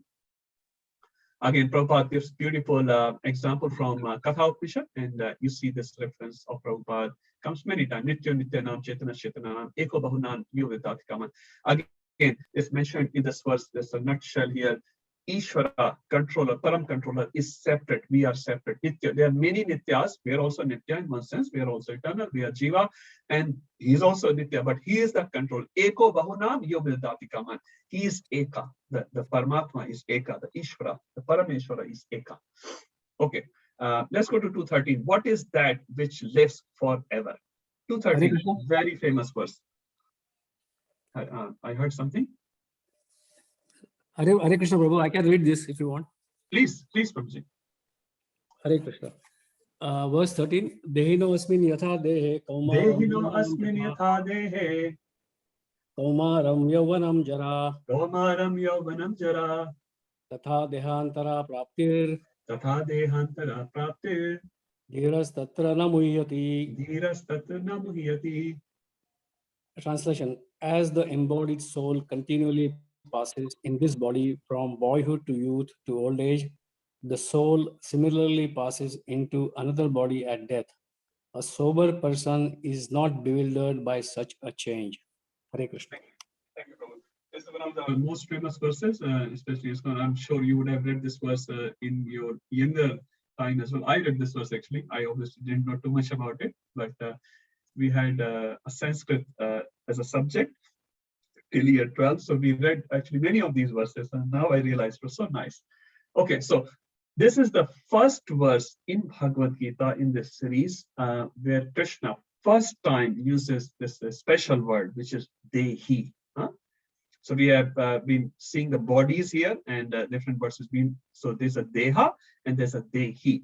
So Deha refers to the body. Dehi refers one who lives in that body, and one obviously the one I'm talking about, that being, that divine being which lives there. So this is the word. And if you read the Prabhupada translation here, he says, as the embodied soul.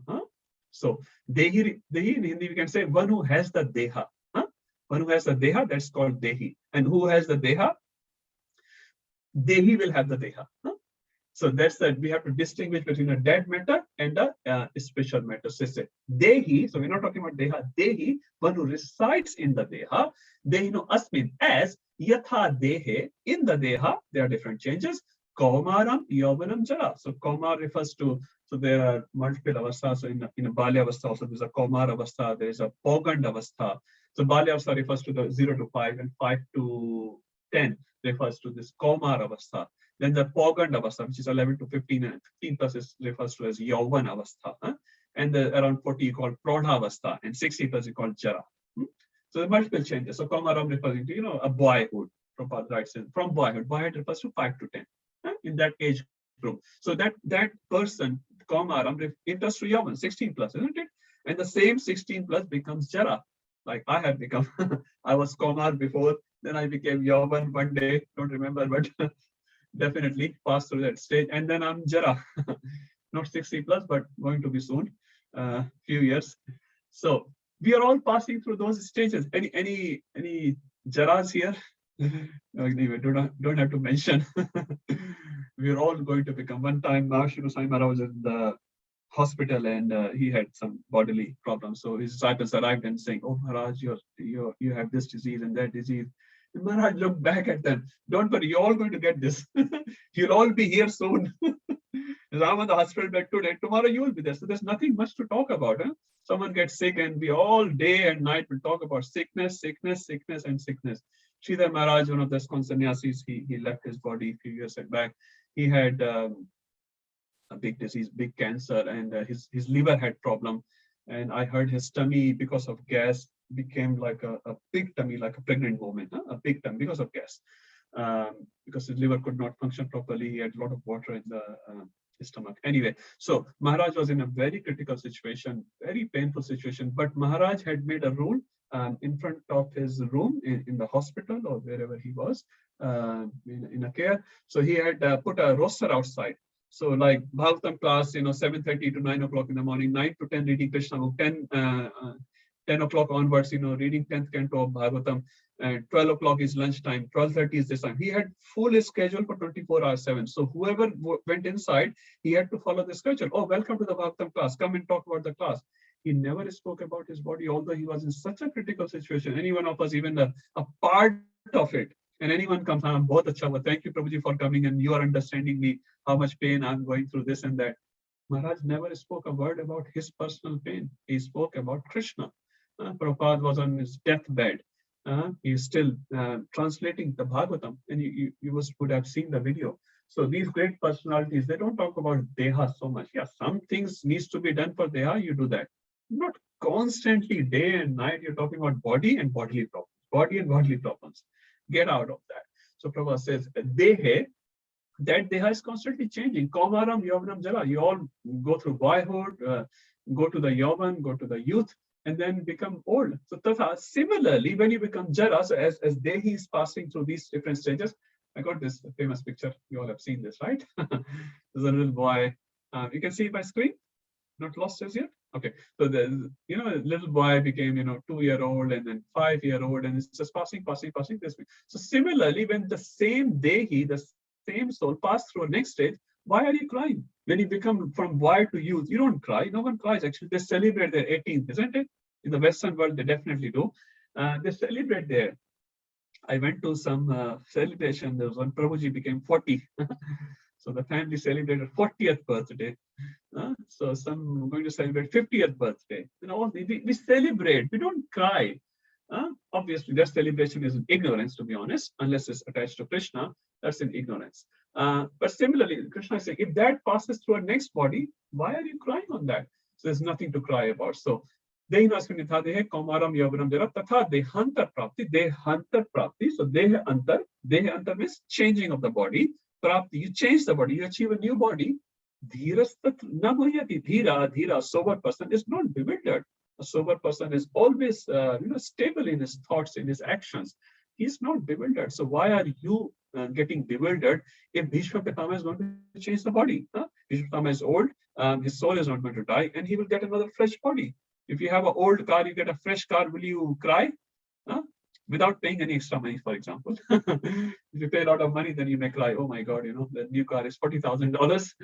My previous car was all right. But suppose, you get an exchange offer, imaginary exchange offer. You go to a trade deal. Prabhuji, 20-year-old Mazda 3 you can bring, and I'll give you new CS6. CX6 exists to come, Prabhu? I don't know. 7, whatever. Some CX models are higher than Mazda 3. I know that. I own a Mazda 3. So some better model, a new model. Will you cry on that? I don't think so. Anyone will cry. Chalega. My friend ko bhi leke aata hu. I'll bring my friend as well. This offer is only available till tomorrow. Prabhu, tonight, so many cars will be changed.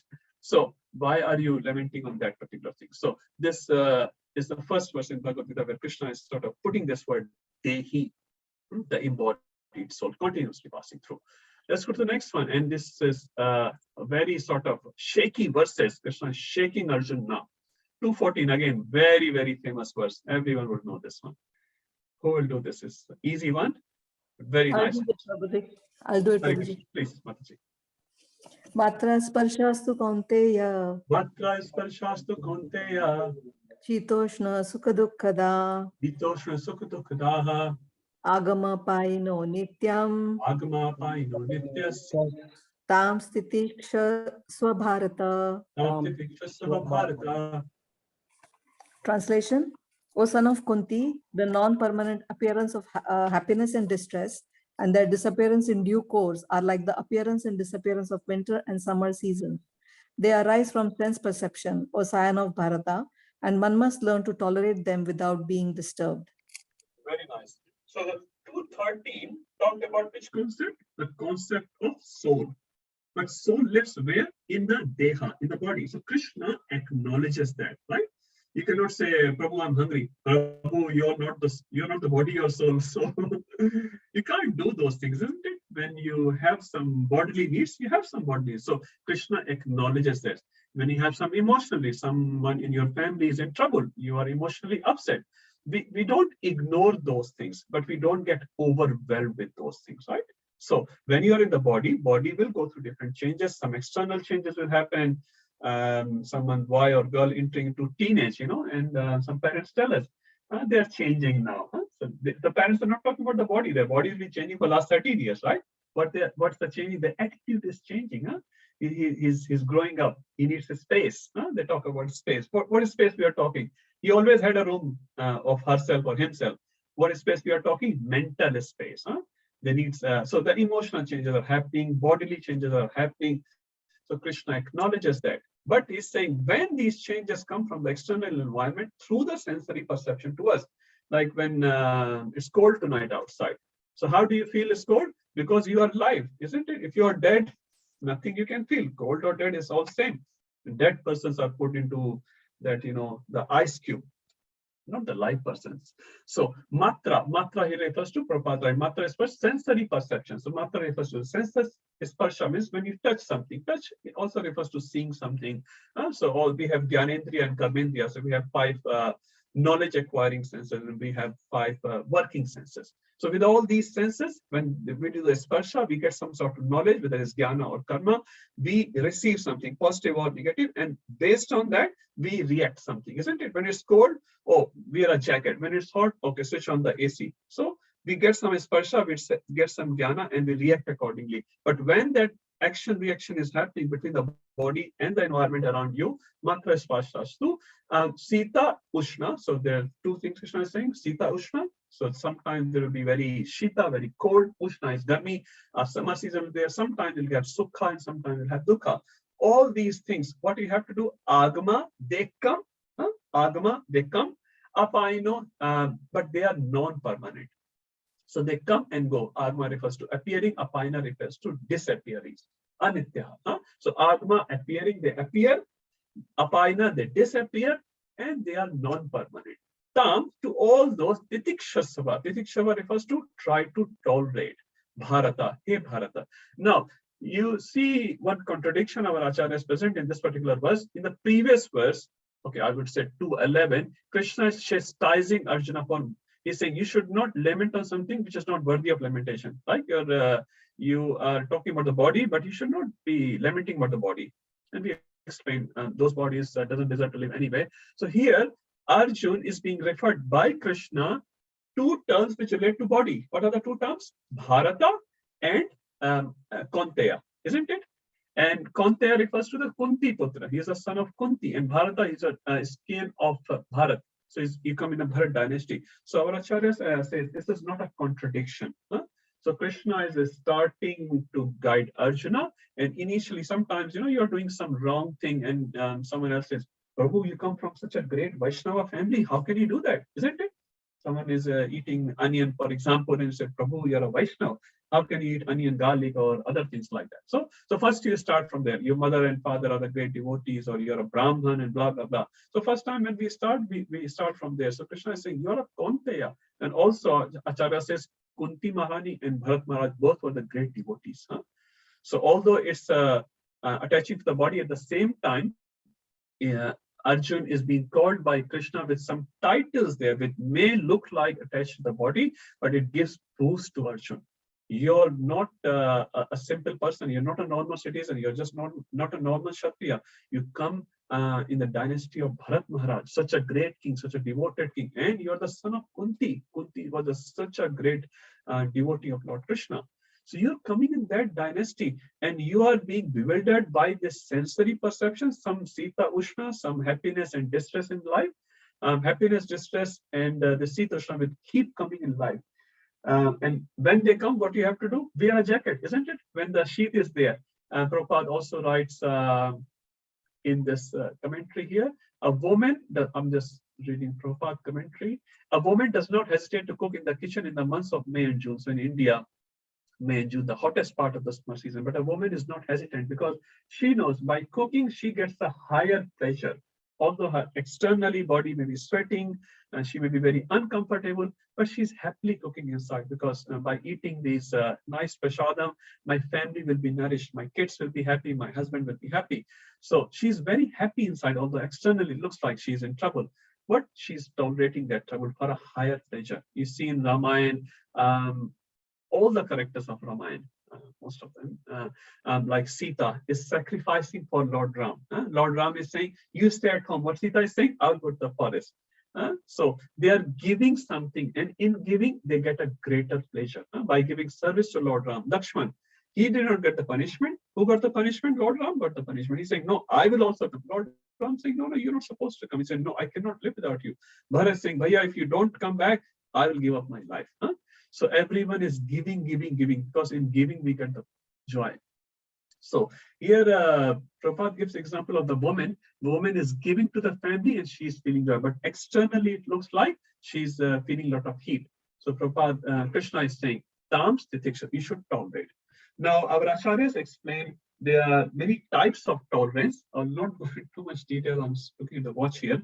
There are 4 types of Titiksha, our acharyas has explained. So it says calm saishunta, like when the vegas come in your emotions. Lots of vegas come. Sometimes we get calm vega, sometimes we get krodha vega. So it says, our acharya says, we should tolerate that. These vegas does not last for too long. If you tolerate them, you pass through that stage and you become stronger.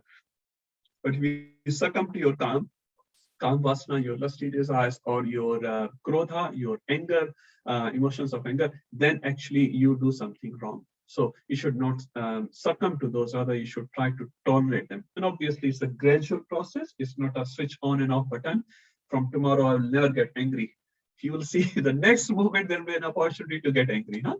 So, but it's a gradual exercise, but at least we make a goal and then we try to run on that goal, and we fail sometime and then we get up again and we try to run that again. Similarly, it says Vek Saishunta, Par Utkashna Saishunta. If someone is becoming very successful in the life, generally people become envious of that person, isn't it? So we should try to not become envious of those people who are getting success, because sometimes they are getting success because of their destiny. They're destined to be very big celebrity, for example. So all these things, someone may insult us sometimes. So we should also tolerate our man and apman. a lot, it's a big verse.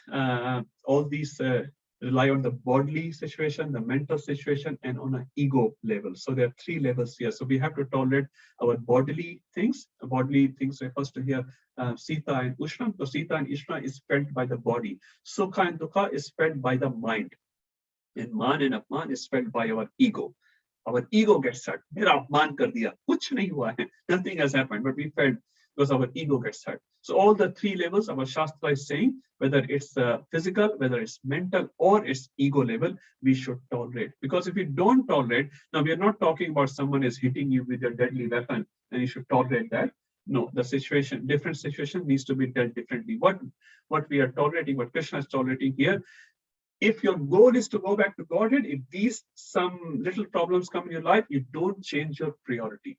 That's the tolerance we are talking. We're not talking about, someone killing you, hitting you, some snakes are there, you just tolerate. Okay, if you're Prahlad Maharaj, you can. That's fine. But I'm sure most of us, we are not on that level as yet. Maybe one day, but we are not there. And we don't have to artificially copy them. But we are talking about three levels here: physical level, we are talking mental level, and ego level. But just under the realm of our goal is to become a devotee of Krishna. If there's too much heat or too much God, I will still go to Mangala Aarti. I will still chant my 16 rounds. If someone has insulted us, that's all right. That's not such a big deal. But if someone insults our spiritual master, someone insults devotees, someone attacks devotees, even on the bodily, we should protect them. So we should not misinterpret the verse. This verse should be interpreted in relation to our goal of becoming a devotee. And in being a devotee, if some sukha dukha come, yesterday we were very rich, today our wealth is lost, that's all right. I'm not going to stop my devotional life. Someone has insulted us, that's all right. I'm not so important anyway. I have many faults. So all these things should be tolerated so that we are not deviated from our goal. But from an immediate perspective, something needs to be done, a devotee does that. Okay, so we should be very clear about these two contexts here. Yes, Rupam Prabhu. Bro, sorry, can you repeat the ego one again? The control, so body, mind, and ego. Can you repeat the ego? Okay, so there are three situations our acharyas explained. So one is the body level, which is represented by Sita and Ushna. Sometimes we'll have Sita, so this is bodily situation, right? Sometimes we have Sukha and Dukha. I feel Dukha in my heart. I lost my key. Last week, actually, 2 weeks ago, I really lost my key. So, there's situation come. Sometimes a sukha will come. You'll see something which you like. Sukha and dukha. So that is mental situation. And the third one is man and apman. Man and apman is on egoistic level. Someone praises you, for example. So what actually happens? You just feel good. Mera man hua. Sabha mein mera man hua. Many people garlanded me. They praised me. This praise and defaming actually is only on the ego level. Or ego gets someone said something, even he didn't mean it. I will never talk to this person in my whole life. He's such a bad guy. I'm so important. That's ego hurt. Your ego gets hurt, isn't it? So when your goal as a devotee to be a devotee in this lifetime, these things will come. They will come and go. Someone will promote, respect you. Someone will disrespect. It's just going to happen. No matter how good you are. To Mother Sita, people were blaming. To Lord Ram, people were blaming. To Krishna, people blame. Prabhupada also. These things will happen. But this should not deviate us from our goal. We have come here in this assembly, in ISKCON, for example, to become devotee. There's no other business in this assembly. There's only one business, to get rid of our disease, our material disease, and become a nice Krishna conscious devotee. So if that's the goal, in that journey, these 6 things will happen. By default, this is the nature of material world. We should not bother too much about them. Again, on an immediate level, if something needs to be done, I don't like this devotee so much. He's always criticizing, blaspheming. Don't associate with that devotee so much, right? You're not going to grow so much in his association. So better you associate with someone who encourages you, who acknowledges you, who boosts you sometime when you're down, right? But at the same time, when you become very big means advanced devotee, then even if someone blasphemes you, it doesn't matter. I remember one time His Holiness Gopal Krishna Maharaj was saying, I heard from one of his disciples, he was saying, Maharaj said that even if someone insults Maharaj was going to some place and this devotee said, Maharaj, don't go, they are very blasphemous. And Maharaj just said to this person, I'm above all this man and apman. If someone does apman of me, someone insults me, actually it doesn't bother me. And Maharaj was saying, obviously, as a realized perspective, I may say this, but I don't mean it, to be honest. Huh? I'm just theoretical. I have no realization. But Maharaj said, even if he insults me, it doesn't matter. I'm going there to spread Krishna's glories. And I want to go there because there's a nice opportunity. And if someone blasphemes me, it doesn't matter. The devotee was also right. But Maharaj was just saying, I'm above all this mana. If someone praises me, I don't get, wow, I'm so great. Huh? If someone insults me, it doesn't matter to these personalities. But for us, it matters, up to an extent at least.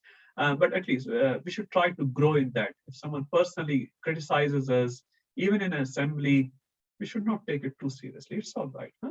It's just the way it is. Lal Govind Prabhu said in one of his class, in Hindi, he said, I'll say in Hindi, then I'll translate. He said, जिसने आज हाथी पर बैठाया है, कल वो गधे पे बैठाएगा, जरूर बैठाएगा. Prabhu said. So this is the nature of this world. Huh? One who is respecting you today will, no doubt, I'm not talking about devotees, will disrespect you tomorrow, huh? Unless we have a devotee perspective. So it's just expected. Chaitanya Prabhu said very nicely in one of his classes, he's saying, this world is such, negatively, is such, the best you get in this world is frustration. So if you're frustrated with some people or with some situation, you're actually in the best hand. As per this world, the frustration is the best thing this world offers. Nothing much better it can offer. Huh? Everything else is actually illusion. So if you're frustrated with some people or some situations, actually it's all right. And he said the worst it offers, devastation. The worst it offers is devastation. So if you're frustrated, it's all right. There's nothing big about it. We should, one devotee, what's his name? I forgot his name anyway, what he said, if you want to survive in bhakti for long term survival in bhakti will only happen by these two things. He said, गुस्से को पीने की आदत डाल लो. Huh? You should have a habit of drinking your anger. In Hindi we call gussa pina. Huh? Or gali khana. We're not talking about prasad khana. He said gali khana or gussa pina. If you can do these two things, you will survive in ISKCON in bhakti for a long time. Can we do this? That's a point of meditation for us. Can we tolerate our anger? Can we tolerate our insult if someone abuses us? Can we tolerate that? So again, what needs to be done in a particular situation is hard to say, but in general, the principle we are talking in becoming a devotee, these things will happen, they're inevitable, and we should try to tolerate wherever we can, wherever possible, and wherever the priority of tolerance should be given, we should give priority. Other cases may be different. Okay, I'll stop here. It's 9:05. We have done some big verses today, 2:12, 2:13, 2:14. They're all actually big verses. They are big philosophy behind it. 2:14 actually is a very big verse. I've cut it short, but we understand the point. So 3 levels we have to understand, and we need to tolerate on all these 3 levels. And as we advance in devotional life, as we become more mature, we will be able to tolerate more and more. Initially, you see any of our devotees hesitant to go to Mangala Aarti. It's very cold. I can't take bath in the morning. Arey bhai, garam pani se le lo. Chalo, we should go somehow or other in front of the Lord. And then sukha dukha will come. Prabhu, I'm very down. My family is not well. I don't have a job. I can't chant rounds. Prabhuji, it's all right. Job will come, job will go. Family will become upset sometime. Family will be happy sometime. You should not leave your rounds. So sukha dukha. And later, even if he gets insulted, he will continue devotional life. Radhanath Maharaj says very clearly, many times Maharaj says, very nice.